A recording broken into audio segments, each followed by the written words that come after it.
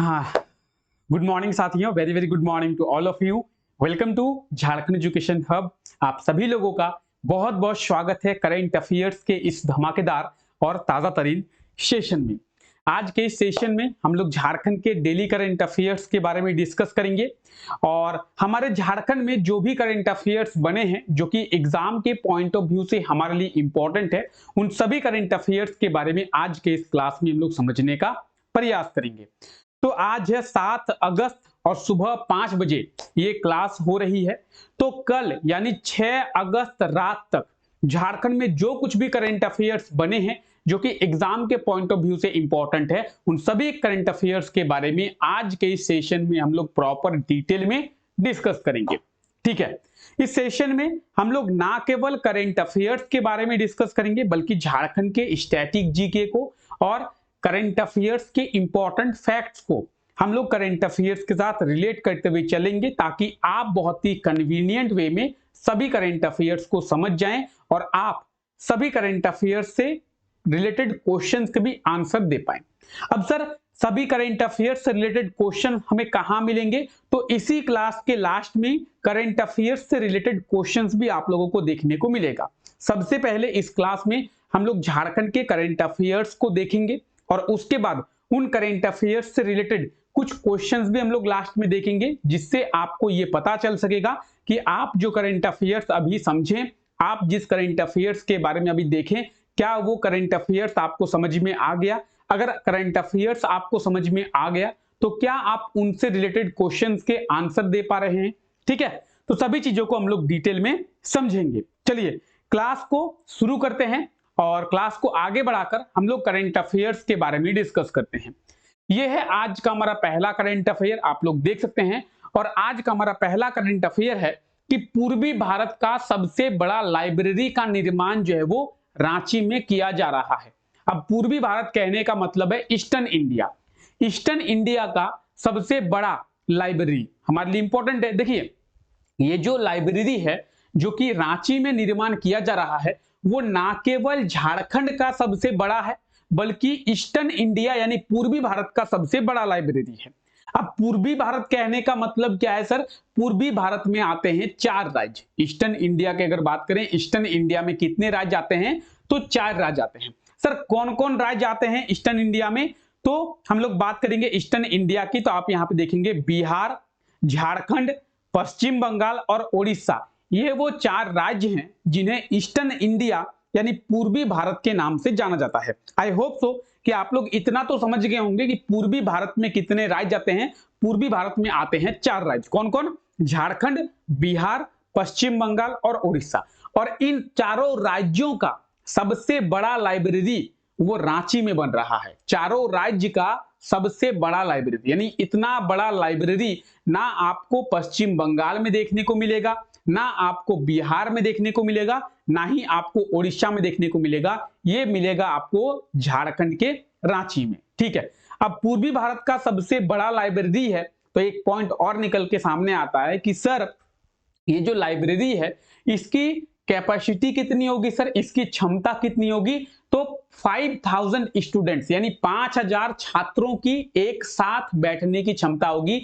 ये world level का library होगा जिसमें आपको सभी किताबें देखने को मिलेगी और एक साथ 5000 स्टूडेंट्स बैठकर पढ़ पाएंगे, इतना इसका कैपेसिटी होगा। ठीक है, तो यह है आज का हमारा पहला करंट अफेयर। आप लोग देख रहे होंगे कि रांची में पूर्वी भारत यानी ईस्टर्न इंडिया का सबसे बड़ा लाइब्रेरी का निर्माण किया जा रहा है। ठीक है, अब आइए कुछ इंपॉर्टेंट फैक्ट्स के बारे में बात करते हैं। सबसे पहला पॉइंट तो यह बनता है 68 करोड़ की लागत से 5000 स्टूडेंट्स की कैपेसिटी वाला ईस्टर्न इंडिया का सबसे बड़ा पुस्तकालय यानी लाइब्रेरी का निर्माण जो है वो रांची में किया जा रहा है। ठीक है, क्लियर?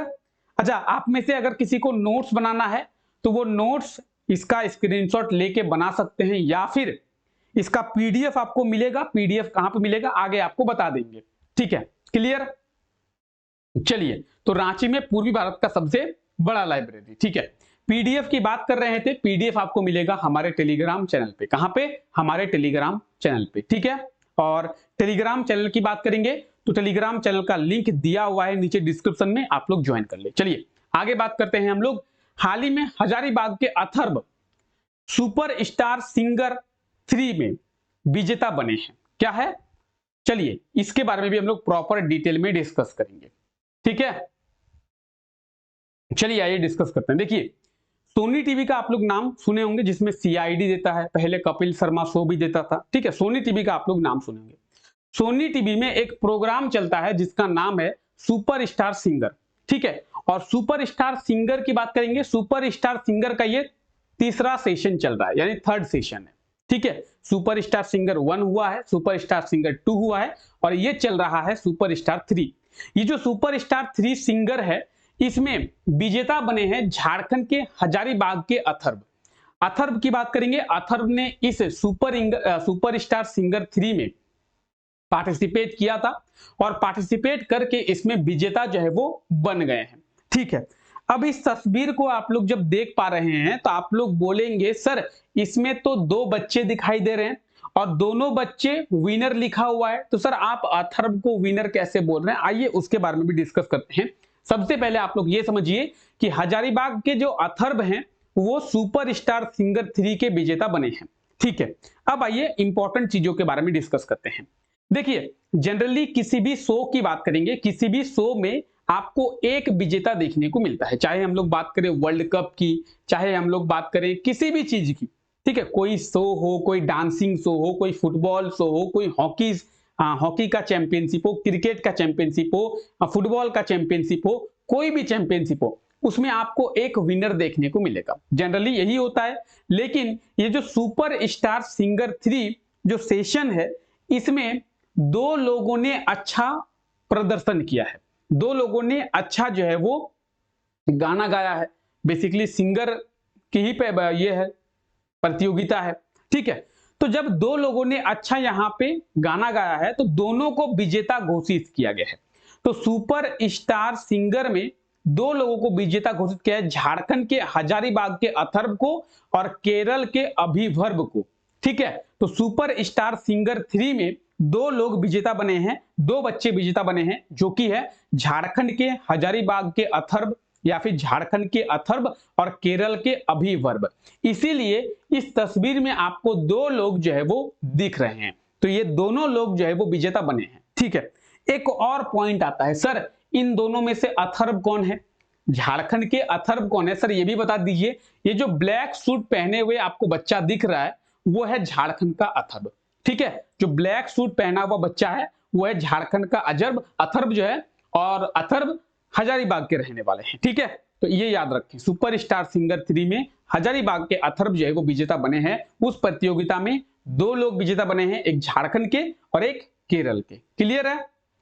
यहां तक किसी को कोई दिक्कत है? चलिए, अगर किसी को नोट्स बनाना है तो ये भी आप लोग देख सकते हैं। सबसे आप लोग ये भी याद रखें, इन दोनों को 10-10 लाख रुपए पुरस्कार के रूप में दिए गए। देखिए, जो विजेता था उसके लिए 20 लाख का पुरस्कार था। चूंकि 2 लोग विजेता बने हैं, इसलिए जो पुरस्कार का अमाउंट है, पुरस्कार की जो राशि है वो 2 लोगों में बांट दी गई, तो 10 लाख करके दोनों को दिया गया है। तो सुपर स्टार सिंगर 3 में विजेता कौन बने हैं? हजारीबाग के अथर्व, और इन्हें कितनी पुरस्कार राशि मिली है? तो 10 लाख। याद रखें आप लोग, ठीक है। बहुत सी सिंपल सी चीजें हैं।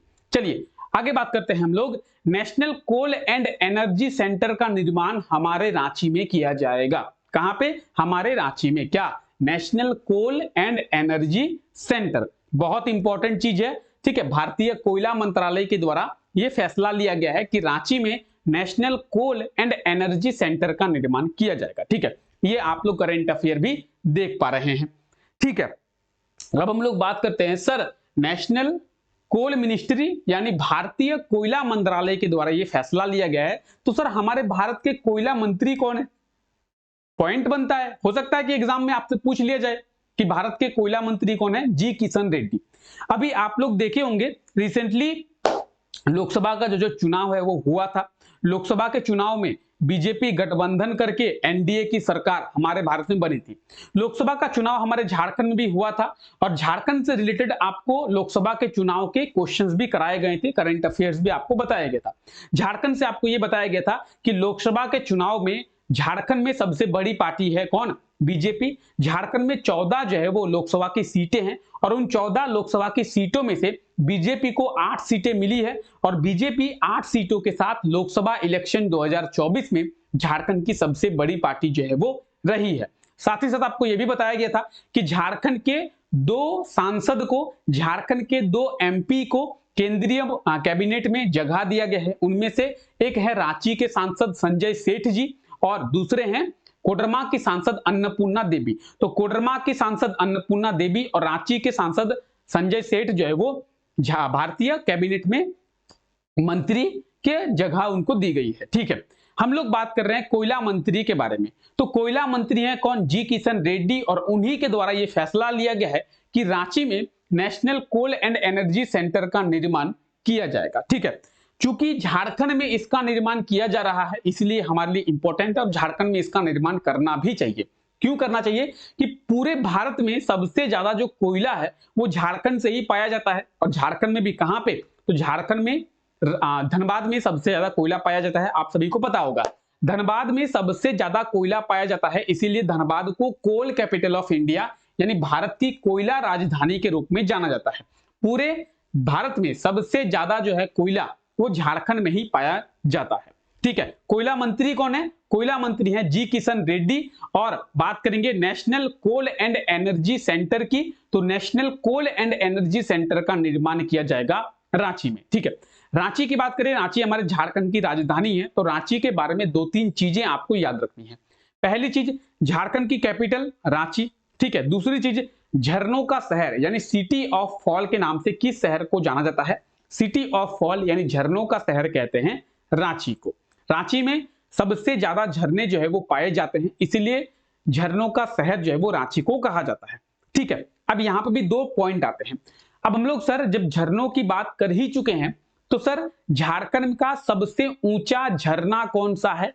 झारखंड का सबसे हाईएस्ट वाटरफॉल कौन सा है? लोढ़ा घाघ वाटरफॉल, उसे बूढ़ा घाघ वाटरफॉल भी कहते हैं। सर कहां पे है ये? रांची में है क्या? नहीं, लातेहार जिले के बारे में आप लोग सुने होंगे, उसी लातेहार जिले में है लोढ़ा घाघ वाटरफॉल। झारखंड का जो सेकेंड हाईएस्ट वाटरफॉल है वो कहां पे है? वो है रांची में। झारखंड का हाईएस्ट वाटरफॉल लातेहार जिले में है और झारखंड का सेकेंड हाईएस्ट वाटरफॉल जो है वो रांची में है। सर कौन सा है? हुंडरू वाटरफॉल। हुंडरू जलप्रपात आप लोग नाम सुने होंगे, रांची में है और हुंडरू जलप्रपात जो है वो झारखंड का दूसरा सबसे ऊंचा जलप्रपात है। क्लियर है? किसी को कोई दिक्कत है? चलिए, जिस किसी को नोट्स बनाना है स्क्रीनशॉट ले सकते हैं आप लोग अगर चाहें तो, या फिर इसका पीडीएफ मिलेगा, पीडीएफ से भी आप लोग अपने नोट्स को बना पाएंगे। ठीक है, चलिए आगे बात करते हैं। आइए, रांची में एक और चीज का निर्माण किया जा रहा है। क्या? झारखंड भारत का 11वां ट्रैफिक चिल्ड्रन पार्क। क्या? भारत का 11वां traffic children park. Sir Jharkhand का कितनावा? सर झारखंड का पहला। झारखंड में एक भी चिल्ड्रन पार्क नहीं। चलिए आइए बात करते हैं, थोड़ा सा फैक्ट्स के ऊपर डालते हैं, चीजें देखते हैं। सर भारत में कितने राज्य हैं? 28 राज्य हैं। सर भारत में कितने यूनियन टेरिटरी है? 8 यूनियन टेरिटरी है, यानी 8 केंद्र शासित प्रदेश है। टोटल कितने हो गए सर? 28 तो राज्य हो गए और 8 हो गए केंद्र शासित प्रदेश, टोटल हो गए 36। 36 राज्यों में 10 जो है वो ट्रैफिक चिल्ड्रन पार्क है। 36 राज्यों में 10 ट्रैफिक चिल्ड्रन पार्क है और 11वां ट्रैफिक चिल्ड्रन पार्क बन रहा है हमारे झारखंड में। यानी कहीं ना कहीं आपको यह समझ में आ रहा है कि ऐसे बहुत से राज्य हैं जहां पे ट्रैफिक चिल्ड्रन पार्क है ही नहीं। आप बोलेंगे सर आप ये कैसे कह रहे हैं? अगर एक राज्य में एक ट्रैफिक चिल्ड्रन पार्क होता तो भारत में 36 होने चाहिए थे, क्योंकि 28 राज्य और 8 यूनियन टेरिटरी, टोटल हो गए 36। अगर एक राज्य में एक ही ट्रैफिक चिल्ड्रन पार्क होता तो भारत में 36 ट्रैफिक चिल्ड्रन पार्क होने चाहिए थे, लेकिन नहीं है। भारत में 10 हैं, 11वां झारखंड में बन रहा है। यानी ऐसे बहुत से राज्य हैं जहां पे ट्रैफिक चिल्ड्रन पार्क नहीं है और उन सभी राज्यों में अपना झारखंड भी आता है। हमारे झारखंड में भी अभी तक ट्रैफिक चिल्ड्रन पार्क है क्या? नहीं है, बन रहा है। जब तक नहीं बनता है तब तक झारखंड में है नहीं है। तो जब नहीं है और पूरे भारत में 10 हैं तो इंपॉर्टेंट है। हाँ सर, कहां पे बन रहा है सर? झारखंड का पहला ट्रैफिक चिल्ड्रन पार्क या फिर भारत का 11वां ट्रैफिक चिल्ड्रन पार्क? ये बन रहा है रांची में। ठीक है, रांची में बन रहा है। सर ट्रैफिक चिल्ड्रन पार्क होता क्या है? आप में से बहुत लोग गाड़ी चलाते हैं, बाइक्स चलाते हैं या फिर कार चलाते हैं। बहुत लोग होंगे जो बाइक चलाते हैं, कार चलाते हैं, लेकिन आप में से भी बहुत कम लोग होंगे जिन्हें ट्रैफिक की पूरी पूरी जानकारी होगी। आप में से भी बहुत कम लोग होंगे। आप लोग, कई लोग होंगे जो सर बुरा मान जाएंगे, सर आप क्या कह रहे हैं, हम लोग गाड़ी चलाते हैं, इसका मतलब आप ये कह रहे हैं कि हमें ट्रैफिक के लॉज के बारे में नहीं पता। मैं ये नहीं कह रहा हूं कि आपको ट्रैफिक के लॉज के बारे में नहीं पता, आपको पता है। मैं कह रहा हूं कि ट्रैफिक के पूरे पूरे लॉज आपको नहीं पता है। ट्रैफिक के पूरे पूरे जो साइंस हैं वो नहीं पता है। साइंस यानी सिग्नल, ट्रैफिक के हर सिग्नल के बारे में आपको नहीं पता होगा। ट्रैफिक के सभी नियमों के बारे में आपको नहीं पता होगा। आपको पता है, बहुत सारे नियम के बारे में पता है कि गाड़ी चलाते समय हमें हेलमेट पहनना चाहिए, जूता पहनना चाहिए, वगैरह वगैरह जो है, लेकिन सभी नियम के बारे में आपको नहीं पता है। तो सर पता कैसे चलेगा जब आप उसके बारे में जानेंगे? तो ट्रैफिक चिल्ड्रन पार्क में बच्चों को ट्रैफिक के लॉज के बारे में, ट्रैफिक के नियमों के बारे में बताया जाता है। आप देख रहे होंगे एक तस्वीर दिखाई दे रही है। एक तस्वीर में एक पुलिस वाला है और उसके साथ कई बच्चे हैं। अब देखिए पुलिस वाला बच्चों को क्या सिखा रहा है कि ये जो है वो जेब्रा क्रॉसिंग है और इस जेब्रा क्रॉसिंग में आपको रुकना है। क्यों? क्योंकि यहां पे लोग जो है वो रोड क्रॉस करते हैं। तो बच्चे यहां से देखकर सीखेंगे और जब बच्चे बड़े होंगे तो उनको पता होगा कि जेब्रा क्रॉसिंग में हमें गाड़ी को स्लो करना है और अगर कोई रोड को क्रॉस कर रहा है तो हमें वहां पे रुक जाना चाहिए। तो इसी प्रकार से बच्चों को जो है वो यहां पे ट्रैफिक के लॉज के बारे में बताया जाता है, जिसे हम लोग कहते हैं ट्रैफिक चिल्ड्रन पार्क। ठीक है, बच्चों को एक छोटी उम्र से ही ट्रैफिक के लॉज को सिखाया जाता है, बताया जाता है। ठीक है, तो आई होप तो आपको पता चल गया होगा ट्रैफिक चिल्ड्रन पार्क क्या होता है, भारत में कितने ट्रैफिक चिल्ड्रन पार्क है और झारखंड का पहला ट्रैफिक चिल्ड्रन पार्क जो है वो कहां पे बन रहा है? तो वो बन रहा है रांची में। रांची में कहां पे सर? ध्रुवा में, और 14 करोड़ की लागत से। ठीक है, कितना? 14 करोड़ की लागत से रांची में बन रहा है ट्रैफिक चिल्ड्रन पार्क। क्लियर? किसी को कोई दिक्कत? आई होप तो नहीं होगा। चलिए आगे बढ़ते हैं। तमिलनाडु, आप लोगों ने सुना होगा तमिलनाडु के बारे में। तमिलनाडु के कोयम्बटूर में आयोजित किया गया था। क्या आयोजित किया गया था सर? 23वीं सब जूनियर नेशनल वुशु चैंपियनशिप। ठीक है सर, हमें पता चल गया कि तमिलनाडु के कोयम्बटूर में 23वीं सब जूनियर नेशनल वुशु चैंपियनशिप का आयोजन किया गया था। तो सर क्या हुआ? इस वुशु चैंपियनशिप में झारखंड के भी बहुत से खिलाड़ी जो है वो पार्टिसिपेट किए थे। आप ये झारखंड के खिलाड़ियों को देख रहे हैं। ठीक है सर, क्या हो गया? जब झारखंड के बहुत से खिलाड़ी इस प्रतियोगिता में पार्टिसिपेट किए थे तो झारखंड के खिलाड़ियों ने 2 मेडल प्राप्त किए हैं, जो कि है ब्रॉन्ज मेडल। ठीक है, जो कि है कांस्य पदक। तो याद रखिए, तमिलनाडु के कोयम्बटूर में आयोजित किया गया था 23वीं सब जूनियर नेशनल वुशु चैंपियनशिप, जिसमें झारखंड के खिलाड़ियों को 2 कांस्य पदक जो है वो मिला है, 2 ब्रॉन्ज मेडल जो है वो मिला है। क्लियर? क्लियर है? ठीक है सर, कब आयोजित किया गया था? 26 से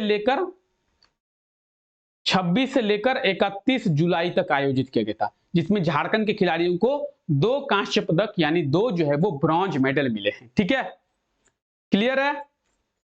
कोई दिक्कत? आई होप तो आप लोगों को कोई दिक्कत नहीं होगा। ठीक है, तो ये कुछ इंपॉर्टेंट करंट अफेयर्स थे। आई होप तो सभी करंट अफेयर्स को आप लोग समझ चुके होंगे। ठीक है, अब आप करंट अफेयर्स को अगर समझ गए हैं तो उनसे रिलेटेड क्वेश्चंस के भी आंसर सही दे पाएंगे। अब आइए देखते हैं आप लोग सही आंसर कमेंट कर पाते हैं कि नहीं। पहला क्वेश्चन ये रहा। क्वेश्चन है, पूर्वी भारत का सबसे बड़ा लाइब्रेरी का निर्माण कहां पे किया जा रहा है? जल्दी से आप लोग बताएंगे कि पूर्वी भारत का सबसे बड़ा लाइब्रेरी कहां पे? क्या होगा सही आंसर? बताएंगे? तो अभी आपको बताया गया कोलकाता बिल्कुल सही आंसर हो जाएगा, है ना? नहीं, क्या होगा सही आंसर? सही आंसर हो जाएगा Ranchi, the capital of Jharkhand. पूर्वी भारत यानी ईस्टर्न इंडिया का सबसे बड़ा क्या लाइब्रेरी कहां पे? रांची में। इसकी कैपेसिटी कितनी होगी सर? 5000 स्टूडेंट्स की। ठीक है, चलिए ऑप्शन बी बिल्कुल सही आंसर हो जाएगा, रांची। क्लियर, चलिए आगे देखते हैं। पूर्वी भारत में कितने जिले हैं? अब बताएंगे आप लोग, पूर्वी भारत में यानी ईस्टर्न इंडिया में जिले कितने हैं? बोले, सभी लोग बताएं सही आंसर क्या होगा। पूर्वी भारत में कितने जिले हैं? 2, 3, 4, 5, 4 ऑप्शन आपको दिए हुए हैं। ठीक है, तो जल्दी से इस क्वेश्चन को आप लोग जमा पहना दें, जल्दी से इस क्वेश्चन का आप लोग आंसर दें। क्या होगा आंसर आप लोग सही कमेंट करके बताएं। ठीक है, चलिए, तो मेरे प्यारे भाइयों, सही आंसर हो जाएगा ऑप्शन सी 4। अभी आपको थोड़ी देर पहले बताया गया कि पूर्वी भारत में 4 जिले हैं। कौन कौन? झारखंड, पश्चिम बंगाल, बिहार और उड़ीसा। ठीक है, चलिए तो भाइयों आगे बढ़ते हैं। आइए अब देखते हैं अगला क्वेश्चन। अगला क्वेश्चन ये रहा कि झारखंड के किस जिले के निवासी अथर्व सुपरस्टार सिंगर 3 शो में विजेता बने हैं? अभी इसके बारे में डिटेल में आप लोगों को बताया गया। सुपरस्टार सिंगर 3 सोनी टीवी का ये प्रोग्राम है और इसमें भी अथर्व विजेता बने हैं, अभी आप लोगों को बताया गया। तो साथियों क्या होगा इसका सही आंसर? बताएंगे? सभी लोग कमेंट करें। देखिए, इसके सही आंसर की अगर बात करें, सही आंसर हो जाएगा हजारीबाग। यही आपको बताया गया, ऑप्शन ए बिल्कुल सही आंसर हो जाएगा, हजारीबाग। हजारीबाग के निवासी हैं अथर्व। ठीक है, चलिए आगे बात करते हैं। नेशनल कोल एनर्जी सेंटर, अब इसके बारे में बहुत अच्छे से डिटेल में डिस्कस किए। ठीक है, तो बताएंगे नेशनल कोल एनर्जी सेंटर कहां पे होगा? अभी बताया गया रांची में, ऑप्शन ए रांची में। ठीक है, अच्छा कमेंट करके ये भी बताएं आप लोग कि हमारे कोयला मंत्री भी कौन है? अभी बताया गया आप लोगों को कोयला मंत्री कौन है। बहुत प्यारे प्यारे क्वेश्चंस है, अगर आप समझ जाएंगे तो क्वेश्चंस को बहुत ही आसानी से कमेंट करके बताएंगे। एकदम बहुत प्यारे प्यारे क्वेश्चंस है और क्वेश्चन है इसके बारे में तो हम लोग अभी देख चुके हैं। एक बार आप लोग सही आंसर कमेंट करके बताएं कि हमारे कोयला मंत्री कौन है। जी किशन रेड्डी। ठीक है, चलिए आगे देखते हैं। झारखंड का पहला चिल्ड्रन पार्क कहां पे? बताएंगे? बहुत ही प्यारा क्वेश्चन है। झारखंड का पहला चिल्ड्रन पार्क कहां पे? बताएंगे सभी लोग? बहुत प्यारा क्वेश्चन है, बहुत। झारखंड का पहला चिल्ड्रन पार्क कहां पे? तो सही आंसर हो जाएगा ये रांची में। ठीक है, जो कि देश का 11वां चिल्ड्रन पार्क है और झारखंड का पहला चिल्ड्रन पार्क है। Option A will be right answer. Okay, ठीक है, चलिए आइए क्लास को आगे बढ़ाते हैं। और देखिए ये जो क्वेश्चन है, ये क्वेश्चन आप लोगों को कल के क्लास में दिया गया था और आप लोगों को कहा गया था कि इस क्वेश्चन का सही आंसर एक बार आप लोग कमेंट करके बताएं। तो क्वेश्चन था, हाल ही में झारखंड के अधिवक्ता अमितेंद्र किशोर को किस हाईकोर्ट का न्यायाधीश नियुक्त किया गया है? सही आंसर होगा छत्तीसगढ़ हाईकोर्ट। अमितेंद्र किशोर क्या है? एडवोकेट हैं और इन्हें छत्तीसगढ़ हाईकोर्ट का जज बनाया गया है।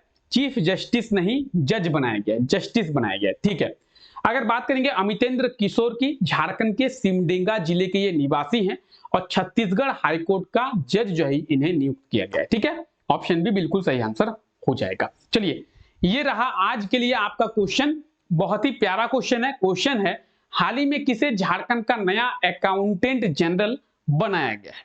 बताएंगे? इसके लिए 4 ऑप्शन है। Option A Rajiv Ranjan, option B Indu Agarwal, option C Moni Murmu, option D Nancy Rani Tirkey. क्या होगा सही आंसर? बताएंगे?